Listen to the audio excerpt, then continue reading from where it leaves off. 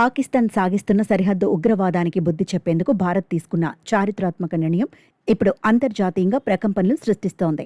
2025 ఏప్రిల్లో జమ్మూ కశ్మీర్లోని పెహల్గాంలో 26 మంది పర్యాటకులను పొట్టన పెట్టుకున్న భీకర ఉగ్రదాడి తర్వాత భారత్ సింధు జలాల ఒప్పందాన్ని తాత్కాలికంగా పక్కన పెట్టింది.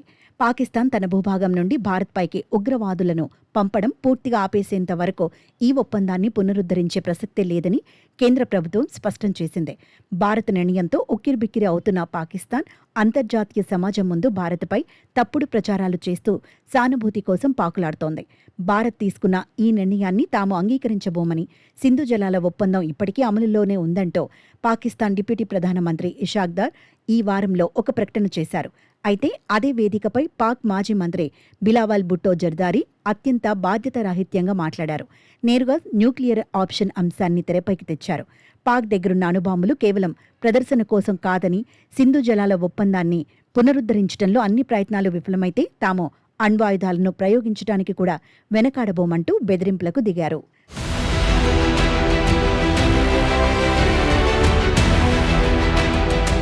పాక్ చేస్తున్న ఈ అనాలోచిత వ్యాఖ్యలను అంతర్జాతీయ స్ట్రాటజిక్ నిపుణులు తీవ్రంగా తప్పుపడుతున్నారు. పాక్ బెదిరింపులపై భారత విదేశాంగ శాఖ ప్రతినిధి రణధీర్ జైస్వాల్ గట్టిగా స్పందించారు.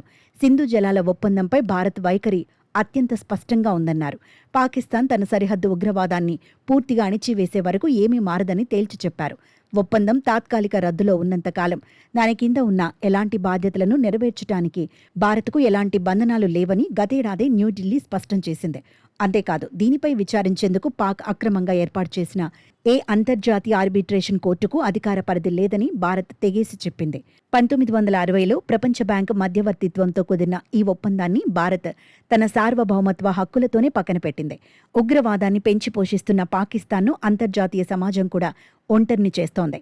భారత ప్రధాని నరేంద్ర మోదీ, జపాన్ ప్రధాని సనాయ్ తకేచి మధ్య జరిగిన ద్వైపాక్షిక చర్చల అనంతరం ఉగ్రవాదానికి మద్దతిస్తున్న పాక్ను ఇరు దేశాలు సంయుక్తంగా తీవ్రంగా ఖండించాయి. మొత్తానికి తీవ్ర ఆర్థిక సంక్షోభంలో ఉన్న పాకిస్తాన్ అటు ఉగ్రవాదాన్ని ఆపలేక, ఇటు నీళ్లు దొరకక తన స్వయంకృత అపరాధంతోనే ఘోరమైన ఊబిలోకి కూరుకుపోతోంది.